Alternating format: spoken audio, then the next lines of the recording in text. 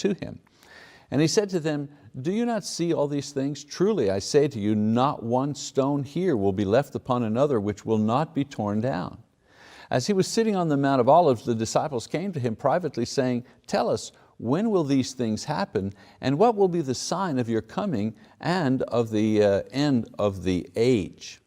So imagine the scene. Jesus is leaving the temple area, and as he leaves, this is after everything that has gone on, right? The debate with the leaders, him pronouncing the woes or the judgments on the city and the leaders and so on and so forth. As he leaves, they point out the magnificent buildings of the temple area, which he has just said will one day be deserted. Now during that period, the temple had undergone 50 years of reconstruction work, and the latest effort had been paid for by Herod himself. So in verse 1 and 2, Jesus responds to their comments by saying that the buildings will not only be empty, but they'll be torn down. This sets up further questions by the apostles, Peter and James and John and Andrew in Matthew 13:3, who wanted more information about what he just said. And so they questioned him about two things. First, when will this destruction of the temple be? You said that all these things would be torn down. When is that going to happen? And then a second question, what signs will accompany the end of the world, which will be brought on by the second coming?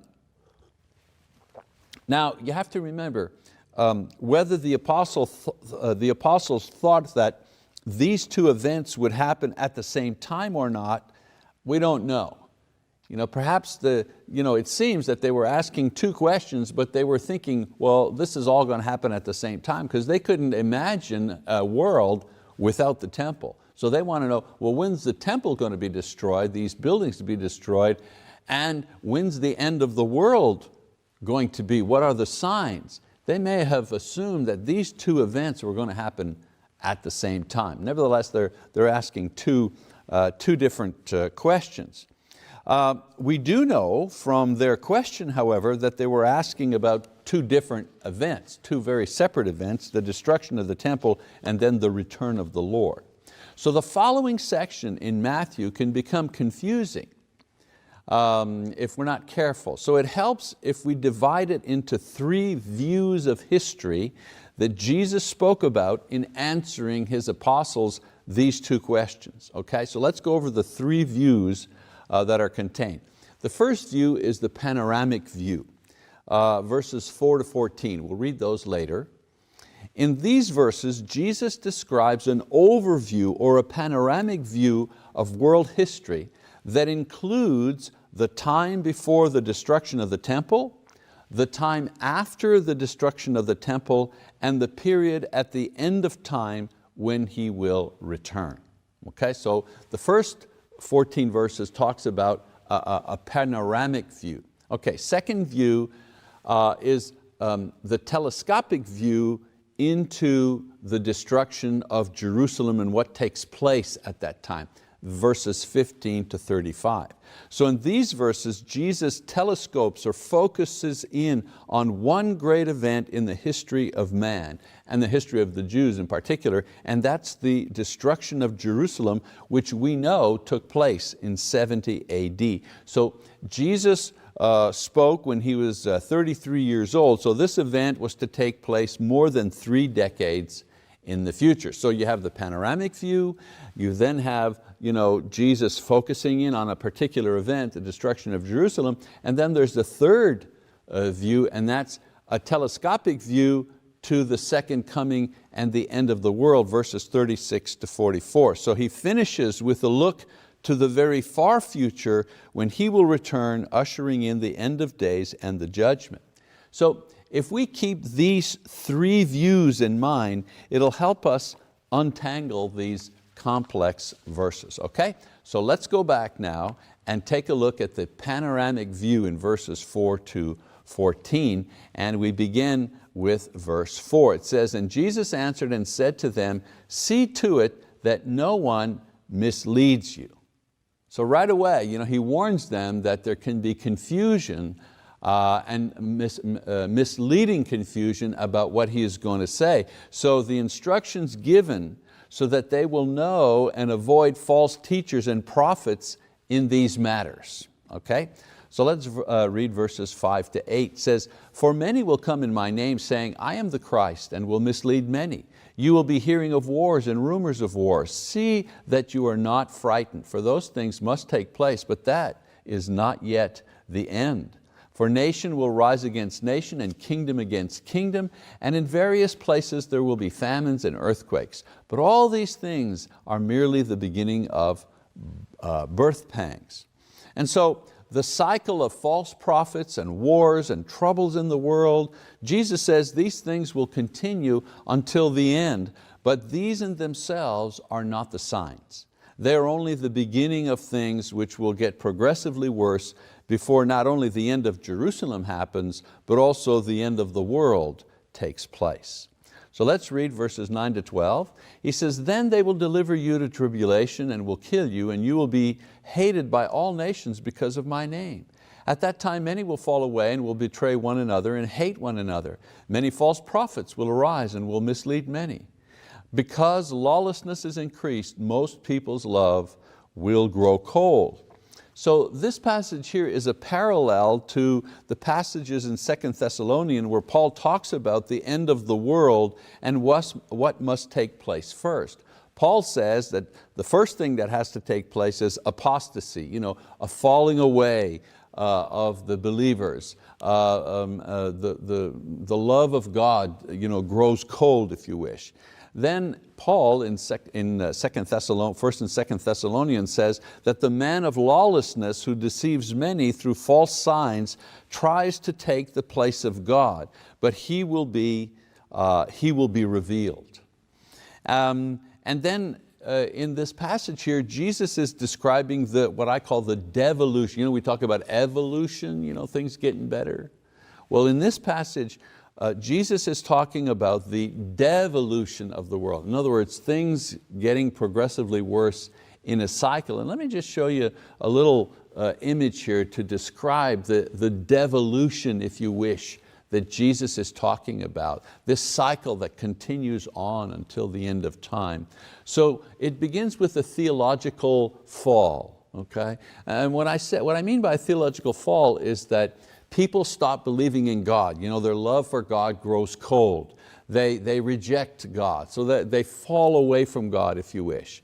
The next fall, the next stage in this devolution process is what I call a philosophical fall. In other words, when you grow away from God, when you reject God, then human beings begin to invent ideas that explains life and that explains death. And all of these ideas that are, or philosophies that, if you wish, that exclude God in their explanation of life are bound for failure, are a symbol, if you wish, of the fall of man. So there's a theological fall, then there's a philosophical fall, and then what usually follows a philosophical fall, man-made ideas, is a moral fall. In other words, immorality increases. And if this cycle were to continue to go downward, it would mean the end of the world. But in history, there's another point in this devolution cycle, and that's revival. In other words, God does something to revive, like the paddles, to revive a heart attack victim. God provides some sort of revival, if you wish, to revive the spirit of man. And we see it throughout history. The Protestant Reformation, that was a revival of sorts. All those back to the Bible revivals, a great awakening. So the idea is that throughout history there's this cycle of devolution that takes place: theological fall, philosophical fall, moral fall, and then a revival, if you wish, back to God, back to belief. And this keeps going until, as we'll see in these passages, until we get to the point where we have a theological and philosophical and moral fall, and it gets so bad, the man of lawlessness is revealed, and the end of the world takes place as Jesus appears. So this is a kind of just a little image, if you wish, to help us understand what Jesus is explaining to His apostles here the panoramic view of how things are going to happen throughout history. You know, this cycle, this devolution cycle that keeps going round and round throughout history. So let's read verse 13. He says, but the one who endures to the end, he will be saved. In contrast, he promises that the faithful will be saved despite these trials, despite this cycle of devolution. And then in verse 14 he says, this gospel of the kingdom shall be preached in the whole world as a testimony to all nations, and then the end will come. So he also promises that the Great Commission will be carried out and must be carried out before the end, that's the end of the world, will come. So this is the panoramic view of the events and the flow of history that will occur until His second coming. All right. So now we move on to the telescopic view, and that is to the fall of Jerusalem. All right, so we've had this panoramic view, this cycle that'll keep on going till the end of time, till Jesus returns. Now Jesus focuses in on a particular event in that panoramic view, and that is the fall of Jerusalem. You need to understand that Judea, that area, was a rebellious territory, if you wish, in the Roman Empire. The people there longed to return to the glory days of independence and power at the time of Solomon. And so in the early 60s, I don't mean the 1960s, I mean the 60s, they had such unrest that Rome sent troops to quell the rebellion. And so from 66 to 70 AD, the Roman armies successfully laid siege to Jerusalem and totally destroyed the city and the temple, along with over 1 million people that were killed. This total destruction of the Jewish nation was the fulfillment of Jesus' prophecy to the disciples, some 30 years earlier, described in this particular passage. And so the disciples wanted to know when this would happen. Jesus said these buildings will be knocked down, so they wanted to know, when is this going to happen? And Jesus gives them the signs to watch out for, because many of them would still be alive when this thing was happening. So let's read verses 15 to 18. It says, therefore, when you see the abomination of desolation which was spoken of through Daniel the prophet standing in the holy place, let the reader understand, then those who are in Judea must flee to the mountains. Whoever is on the housetop must not go down to get the things out that are in his house. Whoever is in the field must not turn back to get his cloak. And so the first sign was the abomination of desolation. The first sign of the impending destruction of Jerusalem is what Jesus calls the abomination of desolation. Now the point was that when the temple would be desecrated, this is the abomination here, when the temple would be desecrated, this would be a sign that destruction was near, and His disciples should flee the city at that time. Now in Daniel chapters 11 and 12, Daniel had prophesied that the temple would be defiled, and it was in the days of the Maccabees. This is 100 years or so before Christ. In the days of the Maccabees, and the temple was desecrated by the Syrian king Epiphanes, who sacrificed a pig on the altar of the temple, among other things. He did many other things to desecrate the worship. Actually, he wanted to outlaw the worship of the Jews. And so all Jews, especially the apostles, they were familiar with this historical event, the desecration of the temple during the time of the Maccabean revolt, if you wish. The Maccabeans, they were the Jews who were revolting against this king. All right? So the Jews were familiar with the idea that the temple had once been desecrated in a particular way. So what Jesus does is He picks up this idea and says that in the same way, when the temple will be defiled again by Gentiles during their lifetimes, it'll be the signal to escape.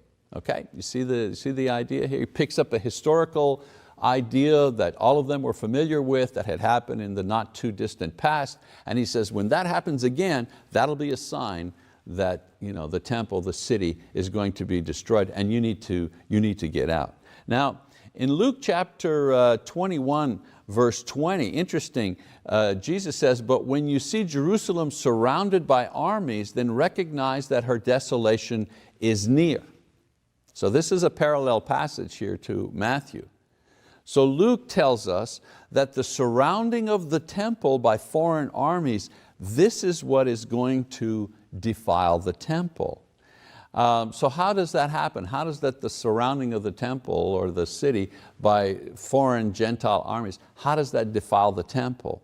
Well, the standards or the shields, okay, that were carried by the Roman army were themselves idolatrous, and they were often used for worship by the soldiers.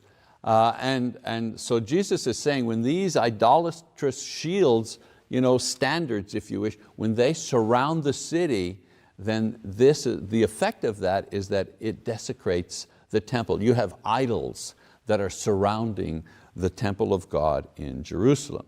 Now, many scholars, they differ here as to what the abomination is, and many of them refer to Jewish historians for events that occurred before or after the siege that would fit. But here's the thing. Luke chapter 21 verse 20 is the only biblical reference that actually fits the context.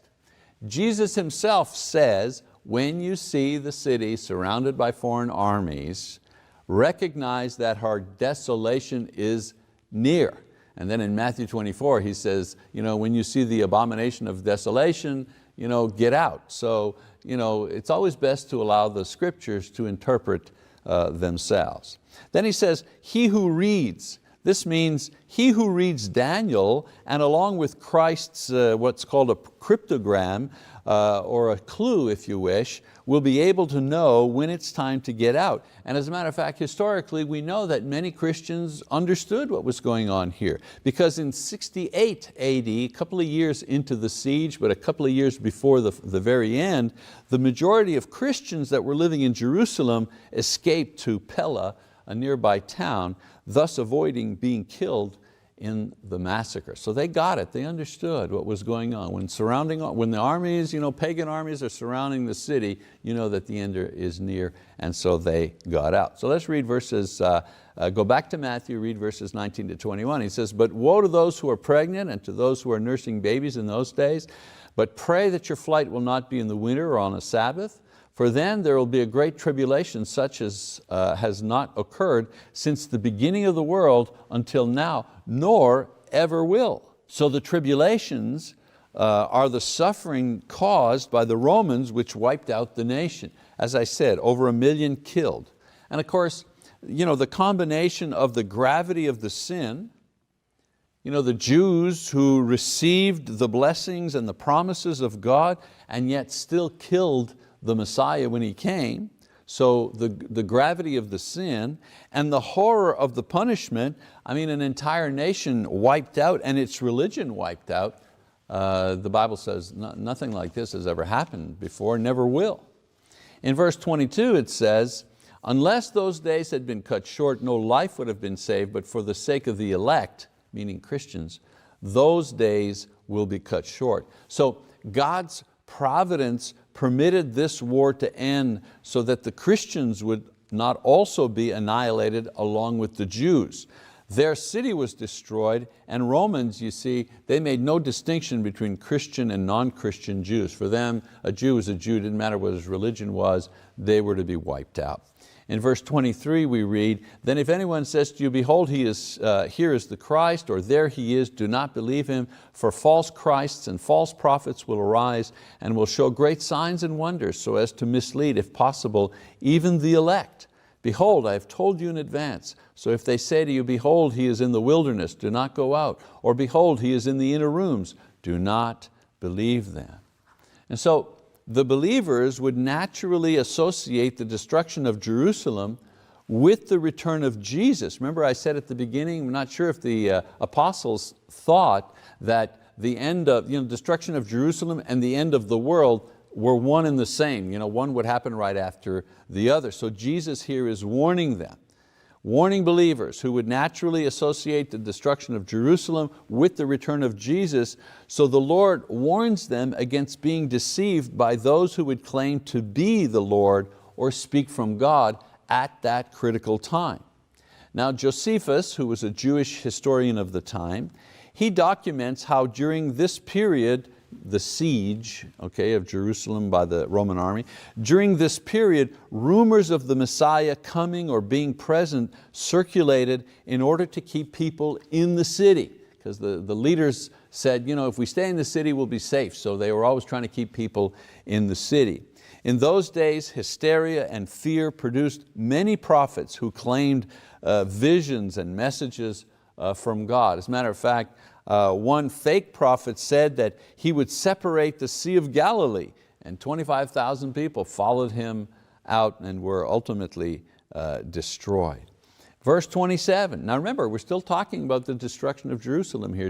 Jesus is still talking about that. For just as the lightning comes from the east and flashes even to the west, so will the coming of man be. So he tells them that when He does return, not in 70 AD, it will be evident to everyone like lightning across the sky.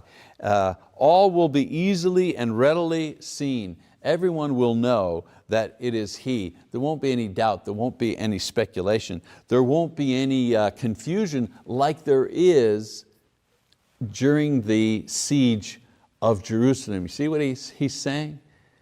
For those of you who think this is the second coming, the destruction of Jerusalem, let me tell you this. During the second coming, when the Son of Man comes, there won't be any speculation, there won't be any false Christs, there won't be anything like that. Everybody will know very clearly that this is the return of Jesus. So he makes that point to kind of make sure there's no confusion here. Then one more comment he makes again about the siege of Jerusalem, destruction of Jerusalem. He says, wherever the corpse is, there the vultures will gather. So the corpse is the Jewish nation. The vultures are the false Christs and prophets. When you see them in abundance, this will be a second sign that the end of Jerusalem is near. Verse 29, I said one more verse, but we have a couple of more. It says, but immediately after the tribulation of those days, the sun will be darkened and the moon will not give its light, and the stars will fall from the sky, and the powers of the heavens will be shaken. So the first word in this verse presents a problem to some people. It says, but immediately. If we make this next section a discussion about the end of the world and the second coming of Jesus, then it has to happen immediately after the destruction of Jerusalem. You see what I'm saying? It's just grammar. He's talking about the destruction of Jerusalem, and then he says immediately after that. Well, if what he's saying in this and the next couple of verses talk about the end of the world and His second coming, then the second coming has to have happened after the destruction of Jerusalem. And a lot of people believe that that's what he actually taught here. A lot of people call it the 70 AD theory, if you wish. They believe Jesus has already come. Now, since the man of lawlessness has not been revealed and Jesus has not returned, we know that this passage must still be talking about the events surrounding the destruction of Jerusalem. Next verse, 30. He says, and then the sign of the Son of Man will appear in the sky, and then all the tribes of the earth will mourn, and they will see the Son of Man coming on the clouds of the sky with power and great glory. And He will send forth His angels with a great trumpet, and they will gather together His elect from the four winds, from one end of the sky to the other. So verse 29 to 31 talks about the destruction and the effects that it has on others and on believers. The language style is apocalyptic, and you understand what apocalyptic language or the literary, apocalyptic literary style is. We've learned that in other studies. It's a particular type of language usually used, if you wish, to describe cataclysmic and historical political events. All right. Among other things, used in the book of Revelation to kind of hide the message from non-believers. Isaiah 13 describes the destruction of Babylon in similar language, this very exalted, kind of scary language, if you will. So language using the symbolism of the destruction of the heavenly bodies is used to describe the very real fate of the world at the end, but it's also used to describe the end and the destruction of nations. So we use this, or the writers of the Bible use this kind of apocalyptic language, yes, to talk about the end of the world, and yes, especially in Revelation, so on and so forth, but also they use this type of language to describe some momentous event that took place in history, usually the destruction of a nation. In this case, Jesus is using this language in order to describe the end of the Jewish nation as a people under God's special care. And that's a momentous thing. Here's a nation that's been there for centuries, now coming to an end, its purpose exhausted. And so the coming of the Son of Man that we read about here refers to both the second coming at the end of the world, yes, but also the final judgment on a nation, any nation that God makes. In this case, a judgment on the nation of Israel. And it also fits with the context of this passage. The Jews who rejected Him now will see Him coming as a form of judgment on their nation, a terrible catastrophe that would horrify the world, but liberate Christians and the gospel from Jewish persecution. The whole point here about the elect and the angels and the messengers going to collect the souls, the idea is that the main obstacle to Christianity in the first century was the Jewish nation. Paul was hounded by Jewish leaders. The restrictions on Christianity came from the Jews that didn't want it to flourish. Take away the Jewish nation and Christianity began to flourish and spread evenly, spread across the world. So the Greek word that is translated angel can also be translated messenger. So this verse can be seen as prophecy concerning the spreading of the gospel throughout the world after the fall of Jerusalem. In verse 14 said that this needed to be done before Christ's return. And now with the ideological and the cultural restraints of Judaism removed, Christianity could flourish even more. We go to 32. Now learn the parable from the fig tree. When its branches already become tender and puts forth its leaves, you know that summer is near. So you too, when you see all these things, recognize that He is near, right at the door. Truly I say to you, this generation will not pass away until all these things take place. Heaven and earth will pass away, but my words will not pass away.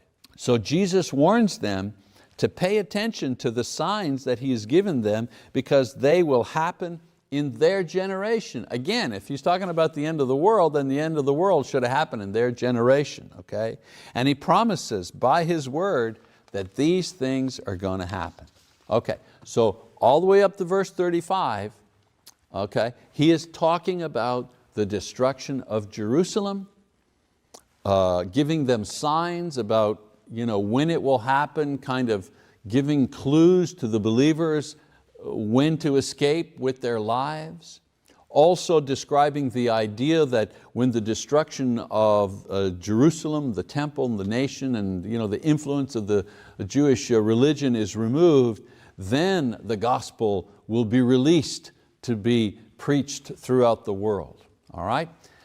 So now we go to a second focus. Remember the panoramic view, telescope into the 70 AD destruction, and now Jesus is going to telescope in, but to the events taking place at the end of the world. Okay? So He's just explained to them the signs that will preview the destruction of Jerusalem, as I said. The preaching of all nations will take place, Romans 10:18. The multiplication of false Christs, we know that happened because of Josephus, writes about that. The abomination of the temple, Luke 21:20 talks about that. And then the Great Tribulation, the suffering that took place and the horror of the thing. Again, Josephus writes about that in his history. Now in verse 36 to 44, he makes a contrast of this event, 70 AD, with the second coming at the end of the world. So let's read that, beginning in verse 36. But of that day and hour, no one knows, not even the angels of heaven, nor the Son, but the Father alone. So he's told them clues on when to figure out when the destruction is going to happen. But now he switches, he's talking about the end of the world, and the very first thing he says about the second coming is that nobody knows. No one knows the time, not even Jesus while he is with his disciples. So of course this refers to the second coming, not to the destruction of Jerusalem.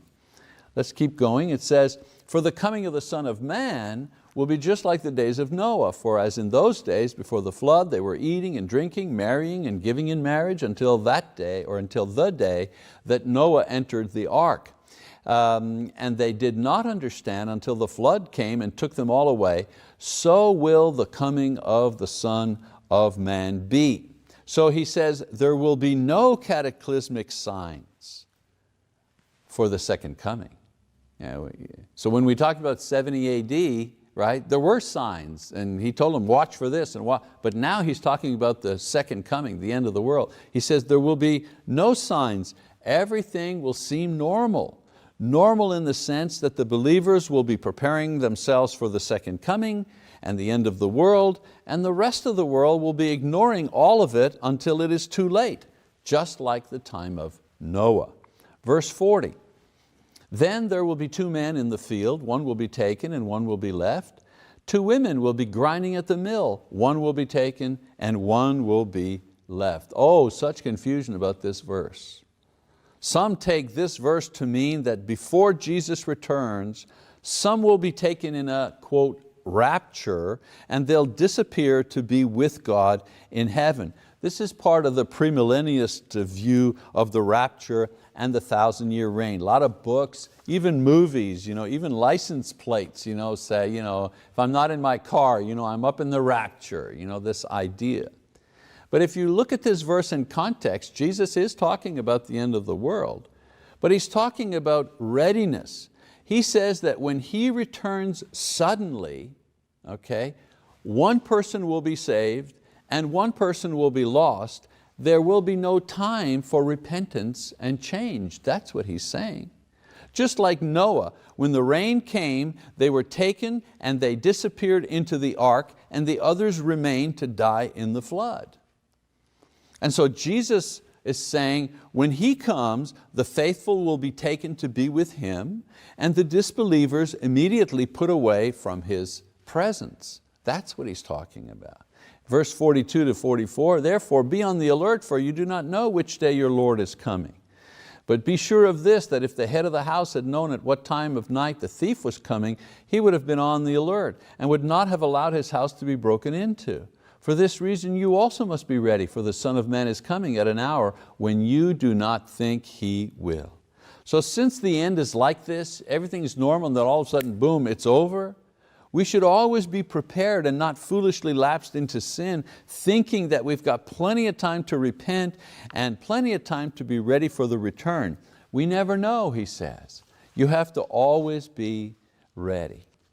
Okay, so he finishes. Now he's talked about this. Okay, he's talked about the panoramic view of history, the cycle, the devolution, Then he's zeroed in on the 70 AD, the signs that will accompany that, the clue given to believers to know when to escape, and so on and so forth. And then he telescopes into the end of the world and tells them the very opposite. But when the end of the world comes, there is no clue. Nobody knows when it comes. It'll happen suddenly. Two people are working equally at a task. The end comes. One is saved, one is lost. No time for repentance, no time for a change of mind. So he finishes this, and he gives them parables, all right, to explain the things that he's just told them, to reinforce the main idea that He's given them. And the main idea is to be ready. Be ready. When 70 AD comes, be ready, look at the clues, pay attention. And if you live beyond that, like we do today, be ready, because at the end of the world, there won't be any clues. You have to be ready all the time. So He gives several parables that underscores that idea of being ready. We won't read them, but I'll just kind of summarize them. The first one is the parable of the evil slave, okay? Verses 45 to 51. Here the lesson is not to presume that we have the luxury of sinning because the end is far away. It can come at any time, and the judgment is sure for those who are unfaithful. And so that's the parable of the evil slave. The next one is the parable of the 10 virgins, right? We're familiar with that. So, they're waiting for the bridegroom. Some of them run out of oil. The ones who have the oil, they go with the bridegroom. The ones that don't have the oil, they're shut out. Okay. So here Jesus warns against the foolishness of not being ready. It's not a question of evil here like the other paragraph, the other parable. It's a question of negligence. To neglect Christ will bring destruction in the end as well. So that second parable explains that same idea. And then thirdly, the parable of the talents, 14 to 30. Here the warning is for those who are in the kingdom, but who failed to expand its borders and failed to serve the king with zeal. In the parable of the talents, the slave, he wasn't caught or surprised unprepared. He just assumed that his preparation was sufficient when it wasn't.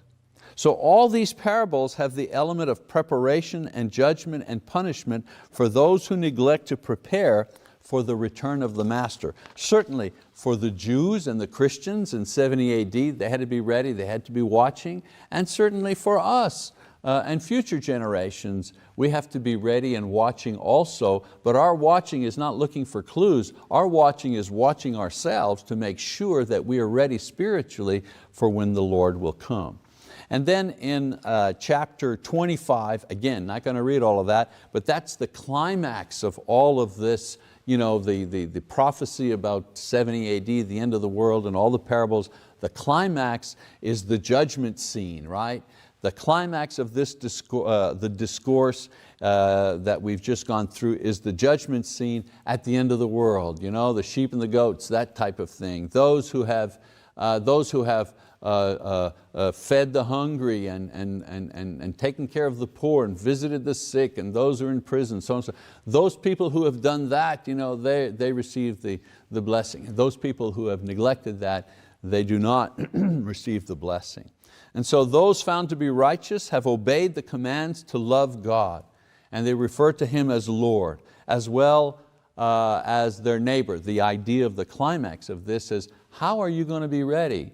You're going to be ready by doing the will of the Lord. And what is the will of the Lord? Well, that you love your neighbor, that you serve your neighbor, that you keep yourself free from the effects of the world.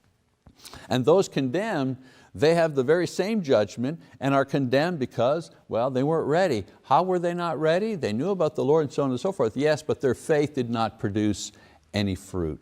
And so the punishment and the reward is eternal in nature. And the overarching theme for all of this, the passages about the panoramic view, the 70 AD, the end of the world, all the parables, and then the judgment scene, the whole overarching theme is you have to be ready. You have to be ready for the coming of the Lord. You have to be ready for the coming of the King that we say in our particular series here. Well, okay, I hope this lesson provides us with a more complete understanding of the teaching about Jesus' return and what will happen before and at His appearance. Now, the lesson we've looked at today is from another series entitled The King and His Kingdom, and that lesson, along with the others in that series, are all available on the BibleTalk.tv website. So if you're interested in the King and His Kingdom, you can go to the website and check out all of those lessons. We also have for our class here and those who are watching online, we have lesson notes and also bonus material available for the people in the class, and for those folks who want to download it from the website, they can do that. Okay, next time we get together, we're going to finish our series on 1st and 2nd Thessalonians, preparing for the second coming of Christ. So we look forward to seeing you next time. All right, bye-bye. Once again, some more meat to chew on, isn't it? I'd like to say that his views there are not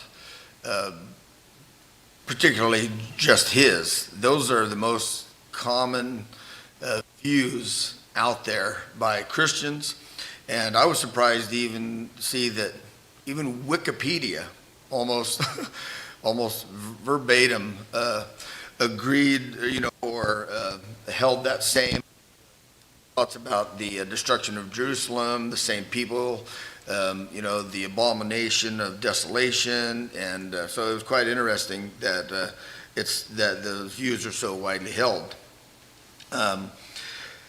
Some other ideas that are possible, because some of these confusing passages, like this generation will not pass away until these things come to pass. These are things that they're difficult to discuss with non-believers, with unbelievers, with non-Christians, but we should be able to discuss them with Christians, even babes in Christ, because it's something that we should be able to understand and comprehend, and I think he did a very good job of pointing that out, that he can't be talking about the end of the world in those instances, and then Jesus makes it very clear when he is talking about the end of the world and his return later on, so that those things cannot be confused with each other. But one of the things is that about this generation observing this stuff is they were there to see the destruction of Jerusalem, and they were also there to see the destruction of the Jewish nation, and the Christians who heeded these signs and warnings, they were able to escape, and then they were scattered out, and this gathering of them back up, that he says that they were gathered back together, that's actually bringing them back into the church. The church then being able to operate and flourish without the Jewish nation oppressing it, and without the Jewish God's people being done with, the Jewish nation, and then now the church being only God's people. No more are the two butting heads. And so that is the gathering. Another thought of that. And that would be all in regards to the destruction of Jerusalem. One thing I'd like to add finally is, I mentioned Mark 13, reading that. Luke 21, as he mentioned, also says the very same thing, Jesus speaking, but when in Matthew, when he talks about the things will be as they were in the days of Noah. People will be eating and drinking and marrying and stuff. And so we sometimes want to look at that as being like, oh, it's a sign, we need to look for this, some kind of a sign or something. But it's not. And Luke chapter 21, verse 34, I think it says it perfectly for us to understand, and sums it all up. He says, "But watch yourselves, lest your hearts be weighed down with dissipation and drunkenness and cares of this life. And that day come upon you suddenly like a trap, for it will come upon all who dwell on the face of the whole earth." So that's what he's talking about, and that's what wraps all this up, is things are going to be going on as normal, just like in the days of Noah, just like he explained, and it's going to come suddenly. So what is our answer for this? What should we do? Garrett? Yes, be ready. Be ready. That's the only thing we can do. And I love the way he says, we're not looking for signs. We're not looking for wars and rumors of wars and this and we're not looking for those kind of signs to go and pinpoint when Jesus will return. The parables that he gave afterward were all about being prepared, being ready, being having all our ducks in a row, and not being complacent, like he says in Luke. He says, being weighed down with dissipation and drunkenness and the cares of this life. So when we get caught up in our little details and little things of our life and cutting the grass and changing the oil and all these things, little things that come, and then we forget about the big picture. We forget about the big picture. All the things that are happening now, it's easy to get distracted. Very easy for us to be distracted from our purpose. And our purpose is to spread the gospel and be ready, be prepared. Any questions? Comments? All right. Well, next week will be the final lesson in this series. And it's a goodie. It's a good summary. And it's titled, Be Ready. So thank you.